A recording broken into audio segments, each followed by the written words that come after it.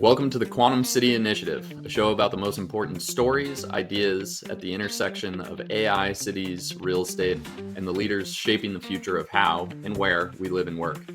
Cities are humanity's economic engine.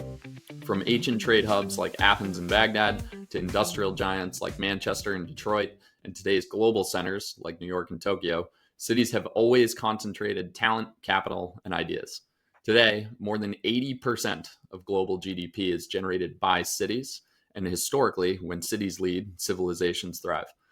Cities don't just grow linearly, they follow what we call, in our inaugural Quantum City paper, the power law of cities. As a city doubles in size, its productivity, innovation, and idea generation also more than double. This superlinear scaling effect means that cities get exponentially more valuable as they grow, not just bigger. This is because cities are civilization's supercomputers. Like a microchip, they process information by increasing density, proximity, and connections. As compute power has evolved by compressing silicon and reducing the space between transistors, cities compute more by increasing the flow of people, ideas, and transactions in tighter, smarter systems. Cities manage entropy. They turn complexity into clarity. Innovation diffuses faster, knowledge compounds more efficiently, and economies of scale kick in. From the grid to zoning to skyscrapers, we've literally built upward to allow more human interactions per square foot. Cities are and always have been the physical infrastructure of progress. So, what is the quantum city? A quantum city is an intelligent, experience driven urban ecosystem that unlocks human and economic potential at scale. It is not about tech for the purposes of serving government surveillance or the dystopian, pessimistic visions some associated with smart cities and city technology. In fact, it's the opposite.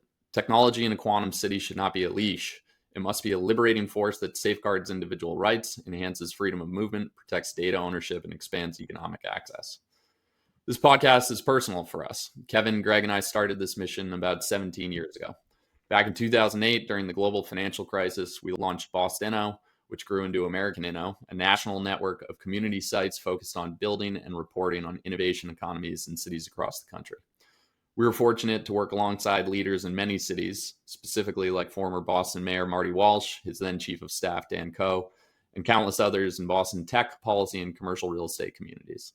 That collaboration helped to revive Boston's innovation and economy at a time when it was down and transform neighborhoods like the Seaport and Kendall Square into global tech hubs. This time, while we're proud to continue to work in Boston, we want to build a stronger, faster network from the start. We want to accelerate what American Inno eventually achieved, a connected movement of doers shaping the next wave of urban growth. Today, history is rhyming. Just like in 2008, we're entering a new wave of disruption, but this time it's being driven by AI. And once again, Silicon Valley is racing ahead while many other cities have stalled, or at least taken some serious hits. At the same time, we're staring down two existential challenges.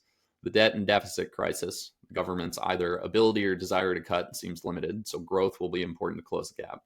And urban decline broadly. Many of our cities are losing population, jobs, and confidence. That's why we've launched the Quantum City Initiative. We're building a network of partners to develop and scale the next generation of cities. Our goal is bold: drive 10% GDP growth in major metros for a 10-year stretch. Take San Francisco. It's been through a rough stretch, but with the AI boom, there's a ton of momentum again. Other cities need a similar reboot. And while 10% GDP growth for a 10-year stretch is insanely ambitious, it's not unprecedented.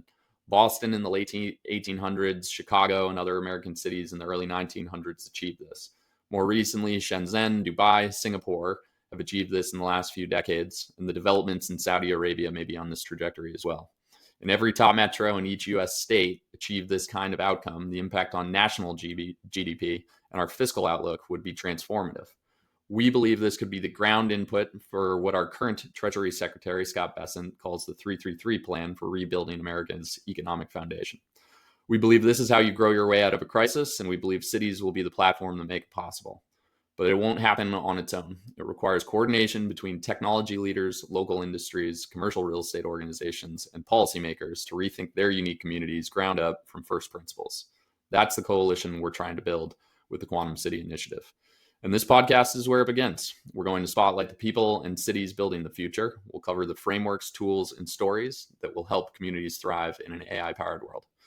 Because we believe the health of a nation is often reflected in the strength of its cities, shout out to Jane Jacobs and her previous writings on this, It's in skylines, its culture, and its economic dynamism in cities that makes this work.